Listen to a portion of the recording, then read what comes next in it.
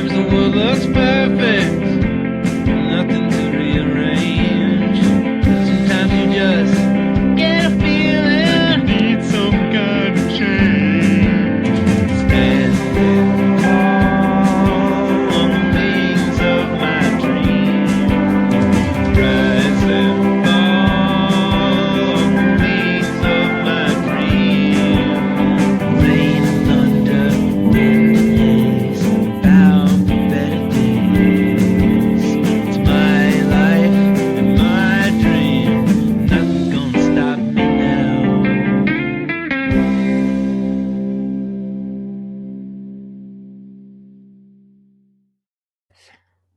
All right, welcome to TGIF. Tanner Grover invites friends. It's day number 15,502 of being me, and it can get exhausting at times, but that's why we need friends. And I've got a good one today. I have the Ben Shepard. Ben, how's it going? Welcome to TGIF. Good. How are you? I'm all right, man. So, a little bit for our guest, how I know Ben Shepard, right? Well, I kind of do, right? I mean, we know each other virtually. We've never Yeah. met in person.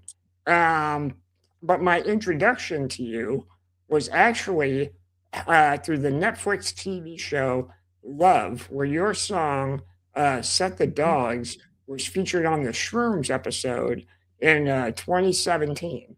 And it's funny. I thought about this the other day.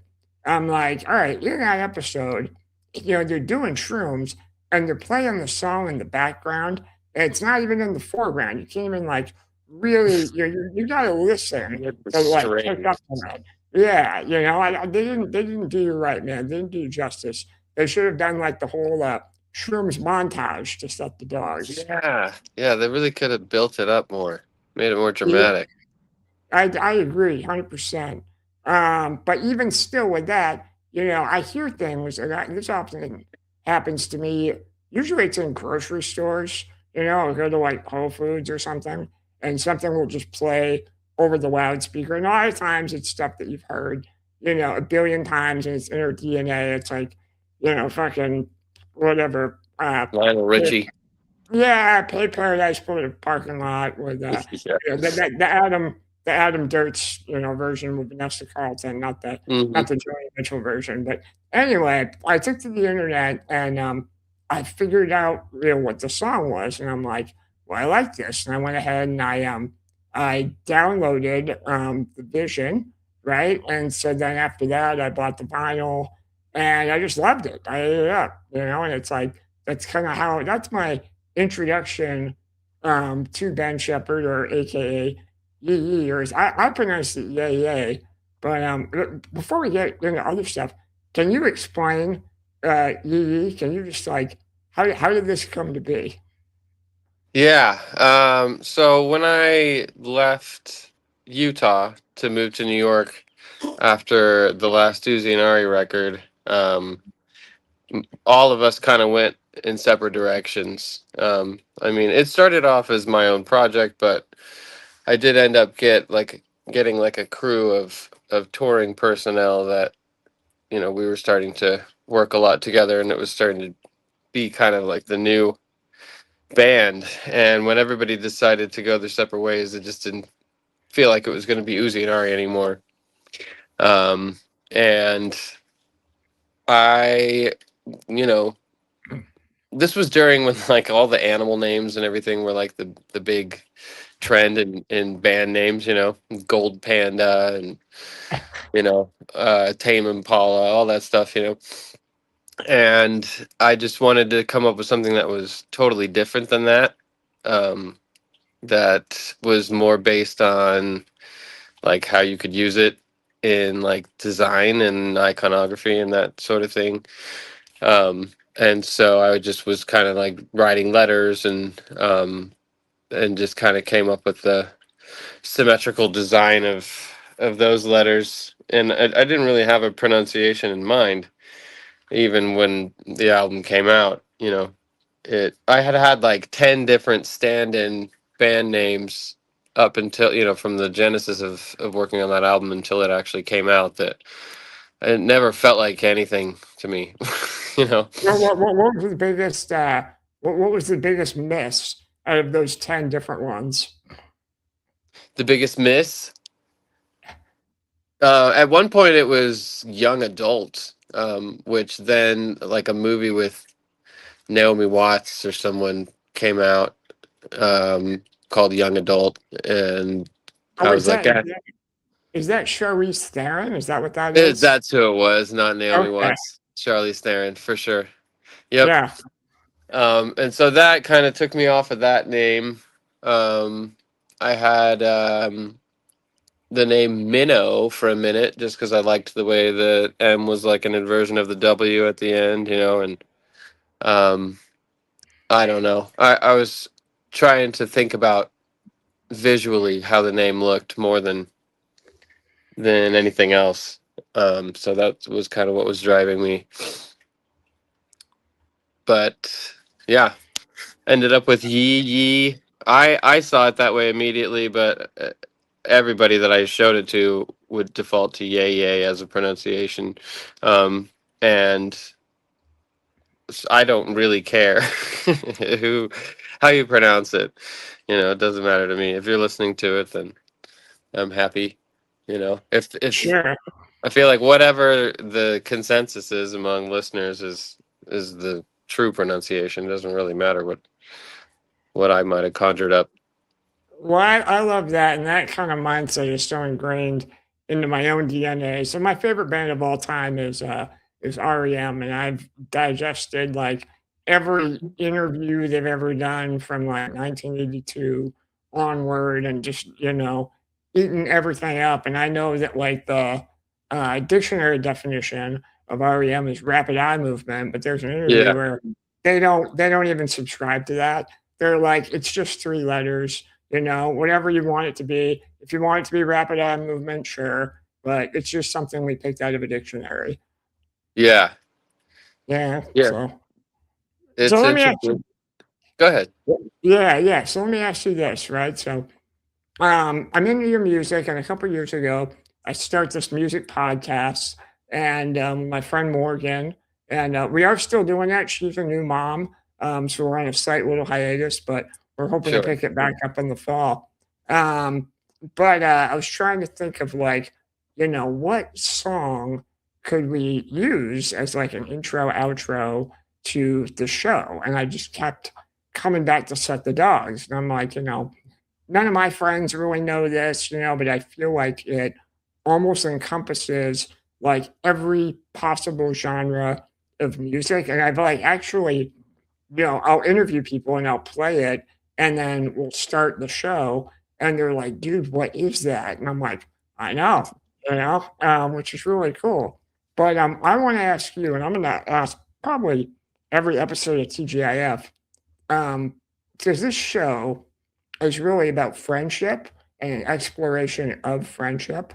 So, um, if we're friends, what was your first impression of me reaching out to you saying, hey, I'm this guy from Maine and I want to do this thing and, I want to use your track. Like, what did you think of all that? Well, I have had similar requests before from people to use it as like a bumper for a podcast, but it actually never came to fruition, as far as I know. I've had people, I have to usually refer them to my licensing company. I don't know how much they charge, for that little license, but sometimes it's enough for people to just be like, we'll make up our own song or whatever. And so it was really cool to be able to see it actually come out and see you guys keep making episodes and bringing all these people on and feeling, that added dimension of exposure is really cool, and I'm grateful. So thank you. Yeah, no, thank you, man. I was just, I was just waited to get a response. It's funny, even in doing that show, and probably as I do this one too, I'm going to be aiming at like connecting with a wide variety of people. So I've got, friends that I've known my entire life that intend to be on, and we'll talk about our friendship there. And then I have, kind of virtual friends like yourself where, we just haven't known each other that long. And I hope that someday, we can connect in person. Um, Me you know, too. one thing I want to, what would you say our DOF would be? It's short for date of friendship. Yeah, yeah, that's interesting. Um, I mean, when did that first podcast come out? Or I guess because you guys first asked me to be a part of it with the song syndication, and then you had me on as a guest. But I feel like we were, making an acquaintance before I came on as a guest. We were emailing back and forth and getting to know each other. It seems like it's been, just a couple years, but obviously it's been a lot longer than that. Yeah, well, I think it probably only has been a couple of years. I think you're right because one thing I remember about your episode was you kind of dropped the bombshell that you were coming out with Last Blush, and Yeah. that so it Last Blush came out.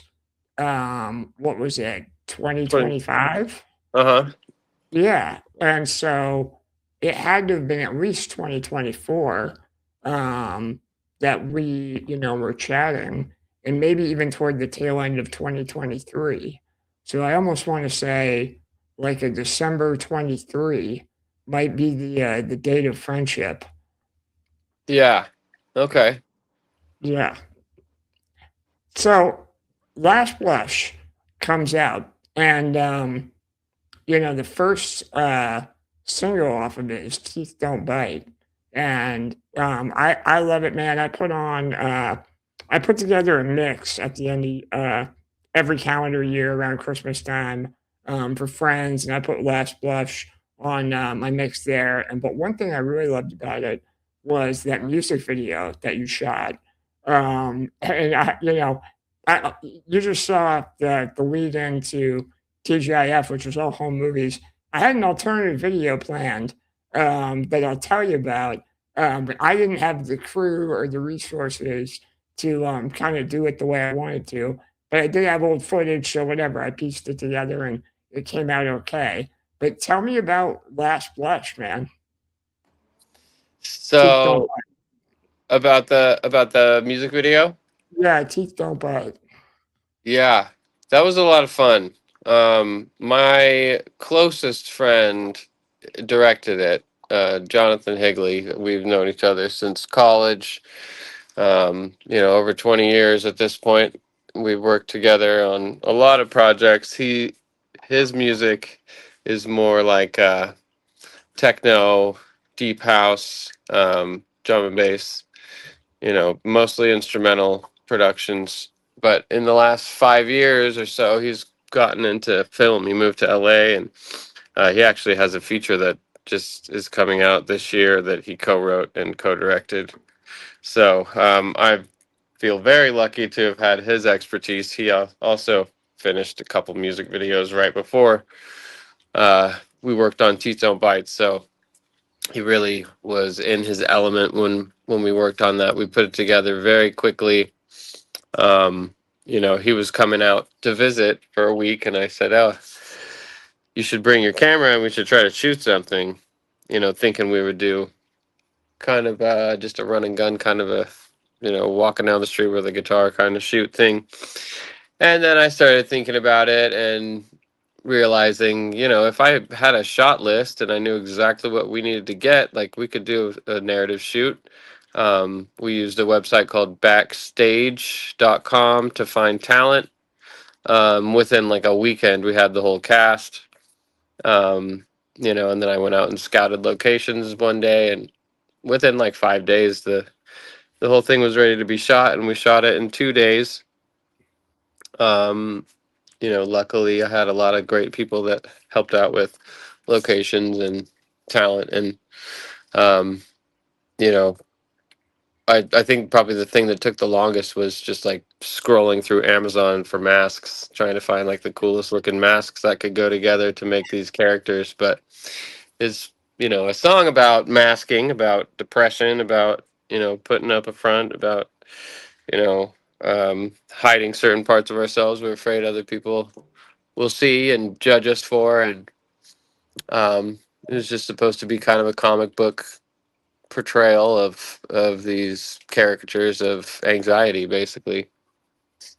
Um, So each mask like kind of represents like a different emotion. Is that what you're saying? Kind of. yeah, like a different anxiety, something that, you know, that they're all kind of trying to hide or Okay. trying to compensate for in some way. It's funny because when I watch it, it's like part horror movie, part love story in a way. I don't know. Yeah, I see elements of each, and I can't quite recall like exactly which character. I mean, the Chewbacca character, whatever that mask was, is that a yeah. Chewbacca mask? It's like a Yeti. They Oh, call it yeah. a Yeti mask online. Yeah, Okay, yeah. But I would say that's probably the main character of the video. yeah, yeah. He gets the most screen time for sure. Okay. So you do that, you do Teeth Don't Bite, and then you do Lovers Are Liars. And that video, um, that poor girl was tortured, man, in that video. She was going through a lot. Yeah, yeah. I think of that video as being like two people who are experiencing the end of a relationship in very different ways. You know, one person's kind of like just going through memory lane. The other person's having a total meltdown, anxiety attack, and then, you know, is getting robbed on top of it, and then you have kind of a psychic reckoning from the male character that, like, actually this is terrible. You know, like he kind of goes through his moment as well. Like, actually, I'm in deep, deep pain as well.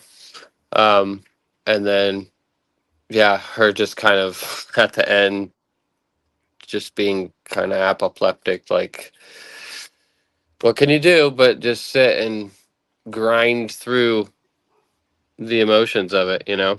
Um, but that song has a lot of deep layers of a relationship with someone that, um, I think are hard to tell, you know, without sounding trite. You know, it's something that I felt was easier to show visually through those two characters, adding another it adds another dimension to the song to me.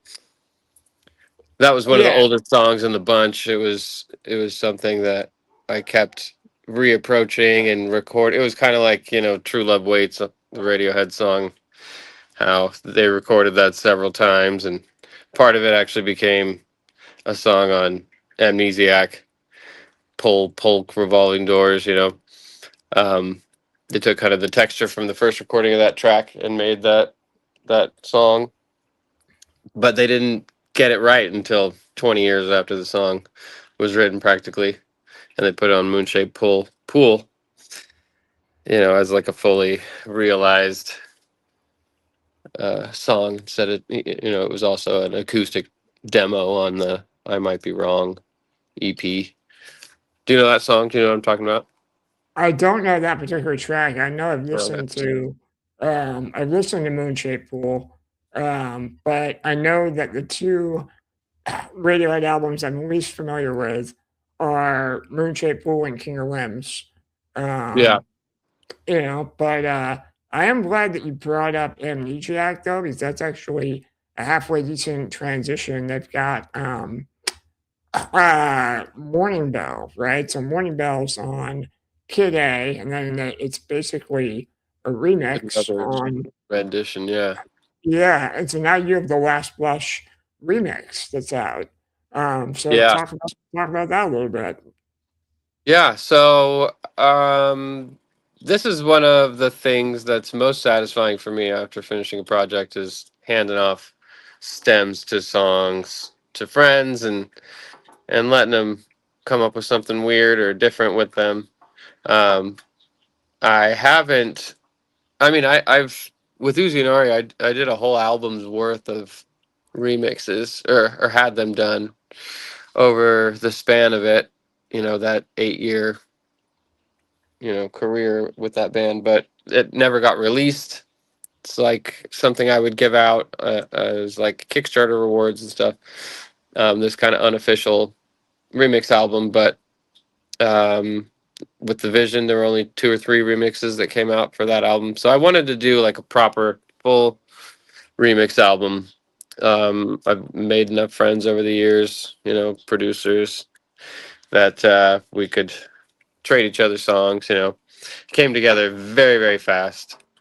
I even have some more remixes that didn't make it onto the album because they're remixes of tracks that didn't make it onto Last Blush. And so that will be the next release after this remix album, is an EP with some unreleased tracks and remixes of those tracks with like Arms and Sleepers and Sun Glitters versions on there. And hopefully my buddy Blake Henderson's going to contribute a track as Taught Me as well, a remix. So that should come out in either the fall or early winter 2027. So correct me if I'm wrong, but it's a full remix of Last Blush, but isn't the sequencing like a little bit different on the remix? Is that from start to finish? Um, It actually is the same track list. The only difference is my buddy Jonathan, who I worked on the video for Teeth Don't Bite with that I was talking about earlier. His moniker is Shisha, SHSHA, and he has 2 tracks on the album. But they're both the same song, so it's like he actually did the first remix, and then he realized there was like a whole section of the original that he didn't really get to mess with that much, and so he's like, I'm gonna dive back in, and made kind of like a part 2 or like a reprise, of his first remix. So that's the very last track. okay. That's why Strangers ends the album, but I think it's fitting to have him on there.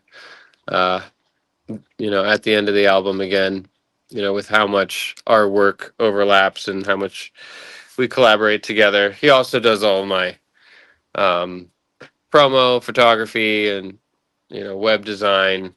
He helped me do the layout on the Vision, on the LP and CD artwork.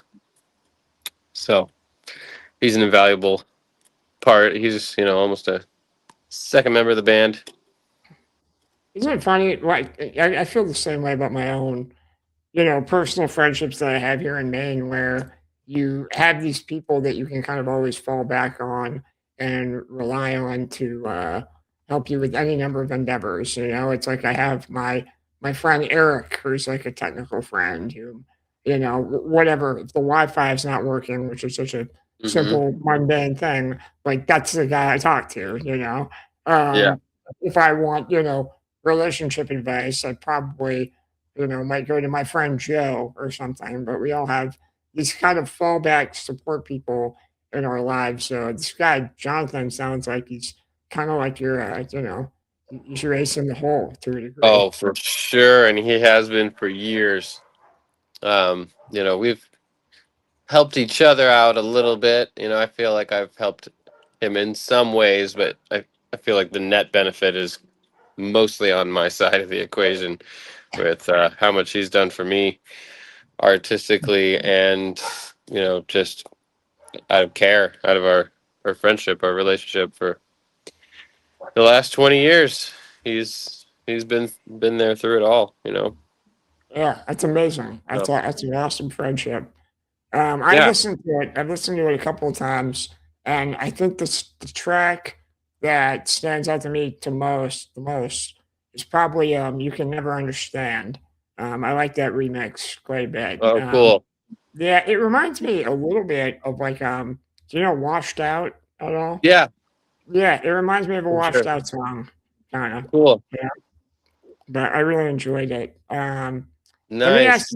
Let me ask you this because we could talk music all day, but all right. So Uzi and Ari, right? I mean, obviously Yeah. that's a Tenenbaums reference. Is that correct? Hmm. Yep. Yeah. So you're a fan of Wes Anderson?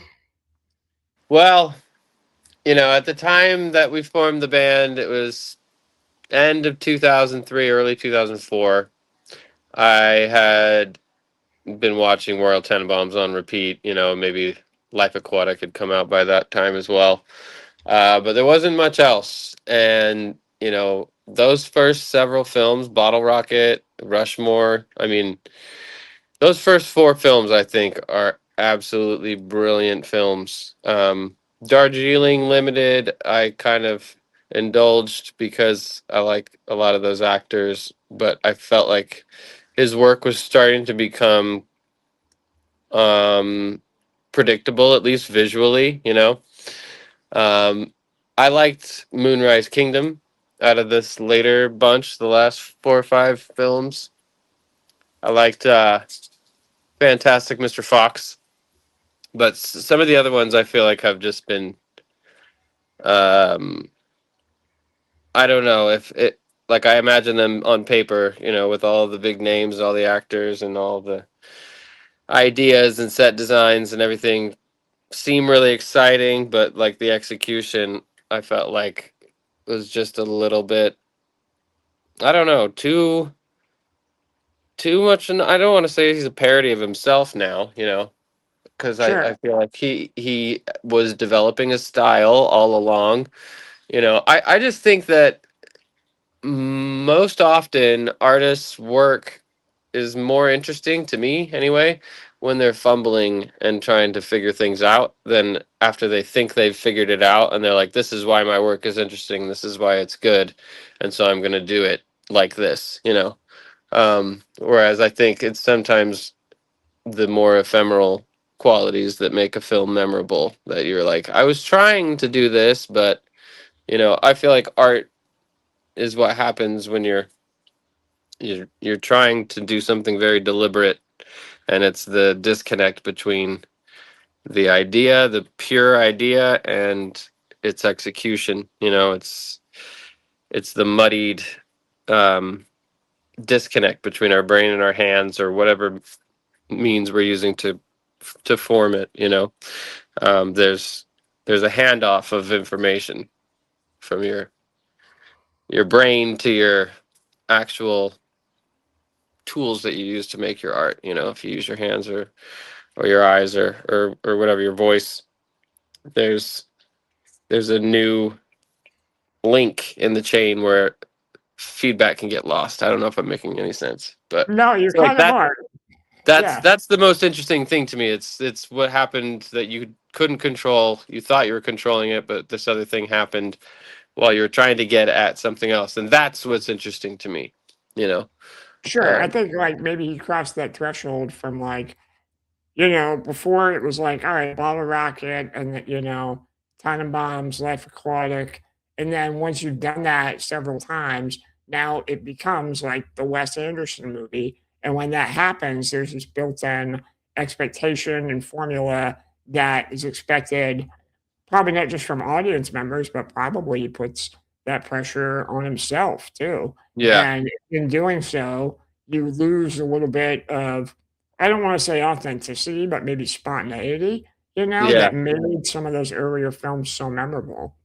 Yeah. Um, but yeah, no, I saw that movie for the first time when it came out. It was on Christmas Day, 2001. I saw it in theaters with my family, and it was the first Wes Anderson movie I'd seen, and it was just different. It was just like Hmm. just a different kind of film at that time. And It was the first one I saw too. yeah, but this past winter, or well, actually last September, I started doing this thing in my community where I rent out our local theater. It's not super expensive, and I show one free community movie a month. It's called the Cinema Clubhouse, and so I did it for a few reasons. So purely selfish reasons. I could take movies that I've never seen on the big screen before and then watch them in a That's theater. awesome. Yeah. So that's pretty fun, you know? Mhm. But then I also, just enjoyed the theater going experience, and now we're all so conditioned. I mean, people watch movies on their phone. I don't even know how you do that. That blows me Yeah. away, you know? I can't do that. What a waste. Um, Yeah. yeah, it's just so I don't know, it's just nothing I would ever do, but, getting people out of their homes and off of their phones and into the theaters together, so we would show the film, and then we would have I had little scorecards that I would hand out where they could rank the movie, based on whatever, just like 5 categories, acting, visuals, writing, directing, they could write recommendations, and then we would have a little open mic discussion. Um, but we showed Royal Tenenbaums over Christmas, and I probably got like 50 people to the theater. And it was really cool. It was really fun. Um, so if you were to come to a Cinema Clubhouse event, right, and you got one of the scorecards, what movie would you recommend people see? Oof. Yeah. So I for that kind of opportunity, I wouldn't want to pick something that would be readily available that anybody could just, you know, still, well, definitely not something current, right? It's something that they can watch at the theater somewhere else. You'd want to give somebody an experience that they just couldn't have because the original theatrical release was 40 years ago or whatever. Um, I'd want to pick some kind of cinematic masterpiece that I feel like would make a really big difference to experience in the theater. Um, a lot of films come to my mind, but one that's actually my buddy Jonathan's favorite film too. Well, it's not my favorite film, but it's definitely a really great film that I think that I would love to have been able to experience in the theater because I watched it by myself at my house. Have you ever seen The Thing? I saw The Thing for the first time this past winter, and I loved it, man. It was Yeah, great.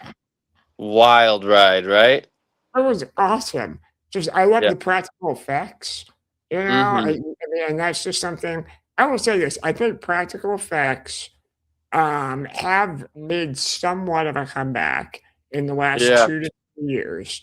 I remember when CGI first came out in the '90s, and, it's just terrible. I don't know. Go back and watch, Yeah. like, the first Harry Potter movie or Oh, something. yeah.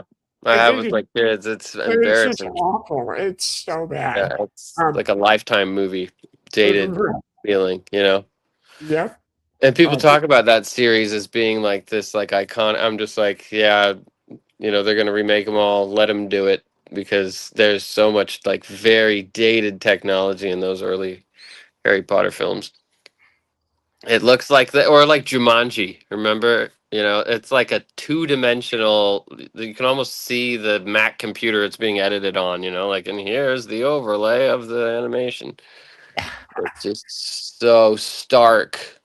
It's gotten very native, but it's just overly impressive sometimes with these big Star Wars films and stuff. It's like it's there's nothing you can't imagine that they can't put in a film now. And so when you do see something that's practical and you can tell that it is, um, it's visceral. That those even though like a lot of those films from the late 80s, early 90s, you know, before CGI, at the height of practical effects, they you can tell that they're effects, there's still this like a visceral, guttural response I have to watching those kind of films, like Cronenberg films, or like the original Total Recall. Some of those effects are just so mind blowing because they're not using computers. Like when they take off the head and Total Recall and like all the pieces like slide back into place. Like that was a real thing that they built. you know. yeah, that's insane. Yeah, It is. the thing is such a good example of that, and you've obviously seen it more than once. I only saw it the one time, um, but man, I think it's the scene where uh, the monster like eats the guy off the doctor's table or something Hmm. like that, where he chews his arm off or something. You kind of know what I'm talking about. Yeah. Yeah, and I can't remember the context of what's happening, but I mean, as a first time viewer, I was just like, what is going on? But it Yeah. was amazing. I couldn't take my eyes away. Yeah. Just a gripping ride from start to finish. I love Yeah. films like that, or like 2001 Space Odyssey. Like that film would always be fantastic in a theater setting. Um, 8.5, I'd love to see in a theater. The Fellini film. Um, yeah, I don't know. What about what was your, when you made your list? What was your top three that you're Top like, three. I'm doing this so I can watch these three movies in the theater, Oh man, even if you haven't gotten to watching them yet? sure, yeah, no, I know, and top 3 is so tough, and it probably changes, honestly, like, on a daily basis, but I'll just tell you a few that I was, like, really elated to see, was The Lost Boys. I showed Oh that in yeah, October, you know, and, that's a good, like, gateway horror film, and you yeah, gotta remember too, it's like, yeah, I'm trying to gain a little bit of an audience here in Boothbay, and we're an older population, and yeah. I had people going to that movie and then afterwards saying like, "Oh man, I was scared to death." And I'm like, It's not that bad, like, I'm not showing Terrifier 2, like, Yeah, um, but that's that was funny. fun. It was a fun movie to watch. Let's see. Still on the docket. So my favorite film of all time is actually What's Eating Gilbert Grape. Oh, that's Um, a great one. yeah, and I just haven't found the right time to show that yet because I'm trying. I do stay a little bit within the theme of the season. But whatever, we're only in year one, so I'll have plenty of time to do it. Yeah. If I had to pick a third film, geez, it'd probably be something really weird, like Meet the Applegates. Do you know what that movie is? No. Um, it's like an environmentalist film, and it's about this like family that gets possessed by aliens, but um, they're like bug creatures from the Amazon, and I love it already. yeah, but they're also really horny, and they get, like, turned on by humans, but they, like as they mate with the humans, they also, like, cocoon them, and, like, they take them, like, prisoner in their basement, like, it's a super weird movie, but it's, like, a dark comedy, but it's got this environmental message about, like, protecting the rainforest. I don't know, I Fern probably Gully. don't probably no one would come, and that's fine. I'll just watch it by myself.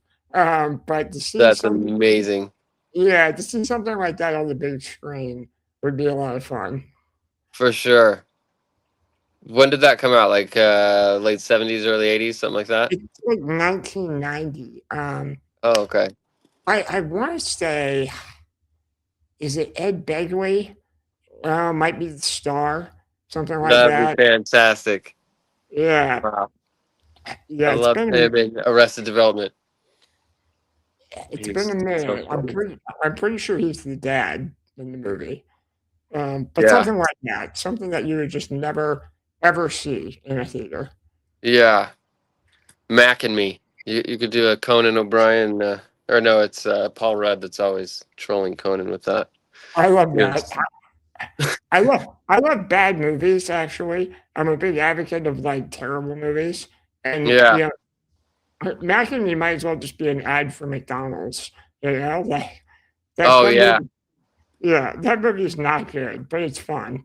It reminds me of that movie. I don't know why, but I put this in the same category with that movie with Fred Savage, where there's like a monster under his bed or something. God, what is that movie called? Little Monsters. Little Monsters. Yeah, that was like just such a weird, cheesy '80s movie with the stereotypical kind of animatronic effects and stuff. I feel like there was like a there's a toy that I'm thinking of from the '80s that was like a monster type thing that I wonder if it is affiliated with that film or just we were into monsters in the '80s. But I don't know if you remember. Um, it was maybe it was just called like My Monster or something, and it was like this plushie, but like these big stupid looking green teeth, and he probably had like long dreadlocky looking hair. I can't remember if it was purple hair or something. It was like a green monster, big old eyes, and oh, I'm gonna have to look that up now. There's Yeah, like I one. will.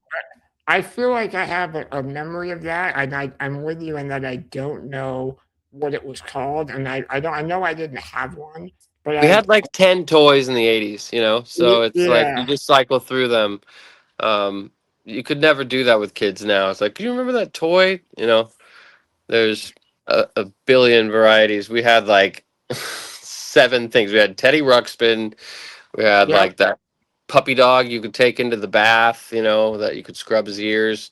I remember I really wanted one of those. We had glowworms. Remember those? yes, I had a glowworm. Cabbage Patch dolls, Beanie Babies. I mean, we had like 10 things. GI Joes, Teenage Mutant Ninja Turtle toys, action figures, He-Man, So Monster in my My Pocket. You remember those guys? I do remember that. I do remember Monster in They My had like a Pocket. little hologram on them. Yeah, yeah, yeah. He-Man. Polly There's a Pocket. there's a new He-Man movie out actually. I Masters of saw the that Universe. mess. Yeah, It's literally just saw a promo for that today. I haven't seen any trailers or anything, just like a image of the okay. actor. What do you Yeah, think? I'll check it out. Compelling? Is I'll it check. like on the level of like Marvel universe kind of stuff? Oh, I don't know. I haven't seen it. I haven't seen Oh, it. okay. Yeah, but I'm interested. I've heard that it's not. It's been kind of considered a flop, is my understanding so far, just because it costs so much to make. Yeah, I Um, mean, I feel like that could have been predicted, right? Like, didn't yep. they make a Masters of the Universe film in the '80s and it was a flop? Oh yeah, yeah. Like, wasn't like who played He-Man? Dolph Lundgren. Dolph Lundgren. That's right. Yep. No, I remember that. Yeah.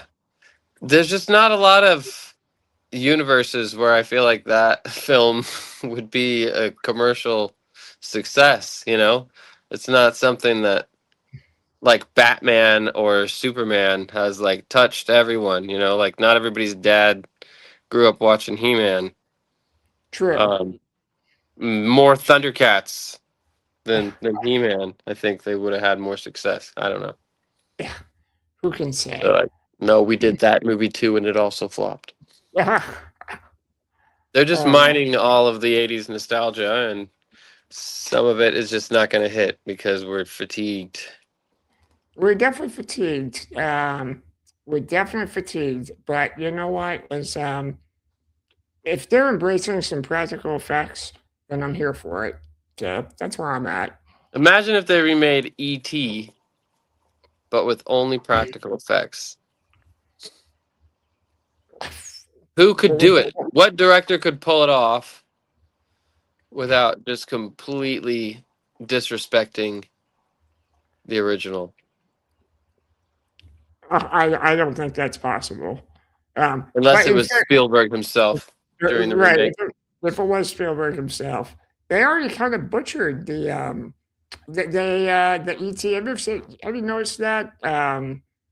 This is like a cultural thing, which I don't. It's so weird. But if you watch ET now on like the Disney Plus app, when like ET and all the kids on bicycles, they're like escaping from the cops, and then they Yeah. fly up overhead, and there's that famous shot, whatever, they fly over Front the of the moon, all moon, that. Amblin Yep, Entertainment. Yeah. right.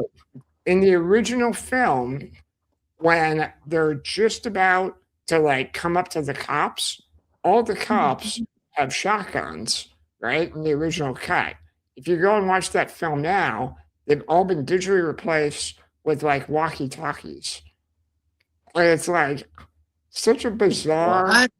yes, it's such a bizarre thing. Go check it out if you haven't visited Because that. they want to whitewash the history of our relationship to policing in America, you know? Yeah, yes, yes, 100%. It's That's just like, extremely suspicious. And you know what? That you could probably have a whole podcast just about all of the films that have had small, insignificant, quote mhm, unquote, edits like that. You know, they just took Donald Trump out of Home Alone 2.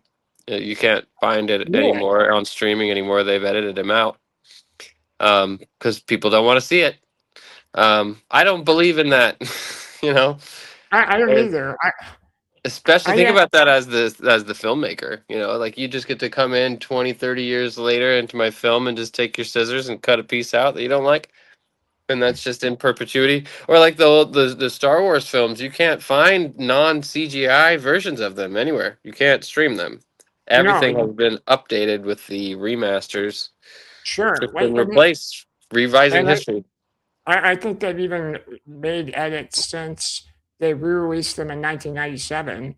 Because that's kind of I've seen the original Star Wars. I remember seeing them as a kid. You know, whether it was Yeah, on Jabba the VHS or Hutt, you whatever. know, yeah. Yeah, all that. And then in '97 they came out, and this is back to like CGI, where they had these like little, you know, they put in a whatever a new bantha or something in the background, and there was that musical number in Jedi where the alien like sang and the lips come really close to the camera. All that. Yeah. That was all in like the '97 version. But I think that they've even gone in since then and altered like the Han Solo shot Greedo, you know, in the very first Star Wars scene. And it was like who shot who first. And I think now there's even like they might have somehow edited out the laser guns or something. It's something bizarre. Wow. So now every movie director is Kanye, you know? You get to release stuff and come back and change it 5 years later and pretend like nobody's going to notice. You know, nothing is ever fully finished. It's just, Yeah. oh, I can do this better now. So I'm going to go back to my film. You know, I have thought about that, you know, with past records, especially since so few people have heard my records and thought like, oh, I could go back and remix this particular track or whatever, you know, according to what I know now. But that's a piece, it's a snapshot of a moment in time. And I feel like altering that is like going back into your journal and being like, that doesn't sound grammatically correct. It's like, well, but that's how you spoke. That's how you talked back then. Now you're muddying the history, and there is no progression of growth. You know, it's muddied That's how I feel a about lot. remasters. You know, like every once in a while, a band, REM, they're guilty of this. They'll remaster an album from 25 years Yeah, ago. You know, and no, they'll go and they'll listen to it, and it's like it's a little too tinny. It's not, you know, it just doesn't breathe the way yeah. it does originally. Oh, So like the Beatles remasters when they not only remastered but they remixed songs where they had original recordings where you have a drum set completely isolated to one side of the mix, which is a really cool thing that they just don't do anymore. And you know, then you have the instruments over here and then the voices in the middle, and then they just centered everything, put the drums in the middle, you know, just made it like a modern recording. And it's like this is going to influence generations of people's, you know, understanding of who the Beatles were and what they did and the context in which they resided. You know, um, it's it's a mess. It's awful because there's no end to it, and even if you think like, oh, David Bowie's estate's never going to allow people to do that, it's like, well, they have kids that will take over the reins, and then their grandchildren. It's like this stuff gets so extrapolated from the original artists, after generations and generations, that it just becomes money decisions, and the purity of every piece of art will be disturbed in our lifetime. We're going to see everything desecrated. I mean, we're already watching, centuries old and millennia old cities rendered to dust by governments, dropping bombs indiscriminately. But we're going to see it happen to our very artwork. The DNA of our culture is going to be rewritten in front of our faces. Just wait till you have people using AI to say, well, what if, you know, uh, Taylor Swift had sung Beat It instead of Michael Jackson, like I'm going to put out a whole album of what ifs, and then, oh, that song is trending right now. That's a hit, you know, Eminem doing a, Stevie Wonder track or something, some desecration. And then that becomes the most popular version of that track. And like the original just keeps dropping, I mean, it's the nature of time, I guess, is that everything will eventually lose its initial importance and cultural significance as the people to whom it meant so much pass on, um, but it's weird to see it accelerated and to see us all collectively mashing our foot onto the gas pedal towards just mixing up everything that makes humanity, interesting and worth experiencing. Let's just throw it all in the blender, let AI decide when to push stop and how fast to spin it and what to take out and what to attribute value to. I don't know. I'm hoping that it just creates some other brilliant, counter reaction of culture from humanity. Make I it can irrelevant. Yeah, well, for every action, there is an equal and opposite reaction. Yeah. I think that might be our only like fundamental hope. Um, Let me ask you. I want to ask you one last question, Ben. And yeah, this is kind of a new show, and I was trying to think. Whatever guest I bring on, I think it's like, what's one thing I could, kind of ask them, and they can maybe relate in their own way. And this show is, an exploration of friendship and humanity, and trying to understand, you know, whatever one another and just relate to each other. And the one person I kept coming back to was my grandmother. So my grandmother died in 2008, so a while ago, and she had lung cancer, and I remember, seeing her not too long before she died, and she was like, my one regret in life was that I never allowed myself to have an ice cream sundae every time I wanted one. And that was like such a profound statement to me. It was like, here's this woman on her deathbed, and all she wants to do is eat ice cream, and I was like, wow. And so, yeah, you can take that any number of ways. And Yeah. I kind of took it um, almost from like a metaphoric standpoint where it doesn't have to be an ice cream sundae, but like, what's the one thing that kind of fills you up that you want to allow yourself to have every day? It could be putting something on the calendar to look forward to. Maybe you want to buy a bunch of concert tickets, or I don't know, man. Maybe you want to jump out of an airplane, go skydiving. But what's something that fills you up, Ben? What's something that is on your bucket list, or that you look forward to? What's your ice cream sundae? Mm. Yeah. Um, Honestly, I feel really lucky because uh, up until this point in my life, I really feel like I've been able to do everything that I ever dreamed of doing, you know.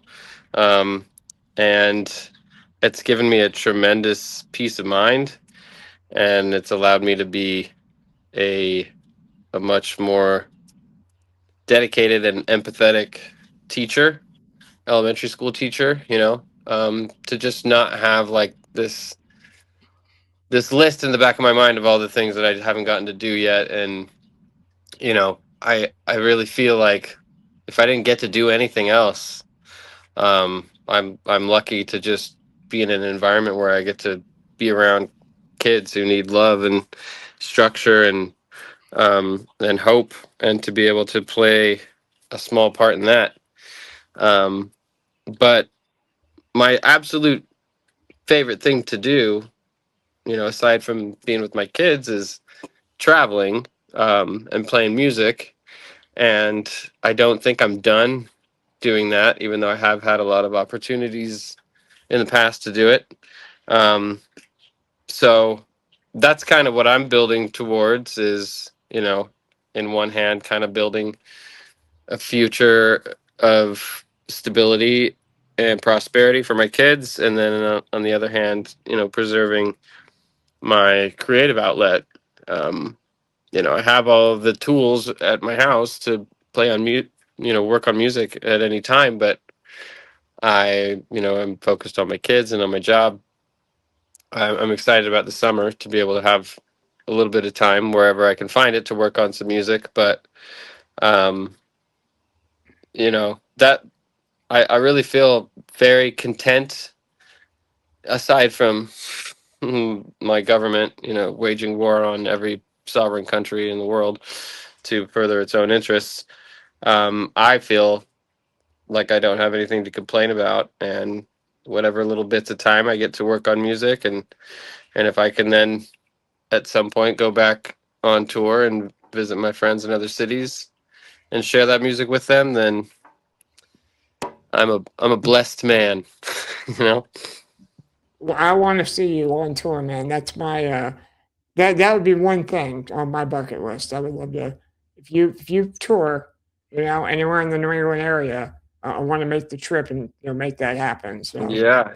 Well, I've yeah, got a standing invitation in Boston, so if you can make it down that far, it's probably a couple hours. Um, I have played in Maine, in Portland, with Arms and Sleepers. yep, Um, so it's not outside of the realm of possibility. Um, but yeah, it's easy to do Boston and New York on the way to Europe or on the way back. You know, yeah, oh almost yeah. always have to go through New York to I've get over got there. I've got friends in Boston, so we could probably make that happen. But all right, man. That'll be Well, awesome. this has been a really cool hang, you know, and Yeah, this has I been, you agree. know, Thanks for yeah, having me on.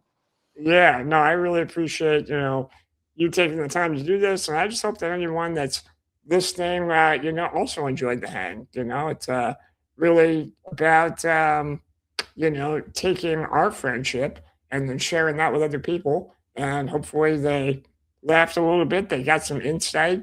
Maybe they thought a little bit more deeply than they anticipated they were going to throughout the day. And maybe they learned something, you know, who knows? And maybe not. Maybe there was just, you know, background noise. If that's the Hmm. case, that's okay too. But all Agreed. right, Ben, uh, thank you for being a friend. Thank you, Tanner. All I right. know we'll do it again sometime. Sounds good, man. I'll catch All you right. later.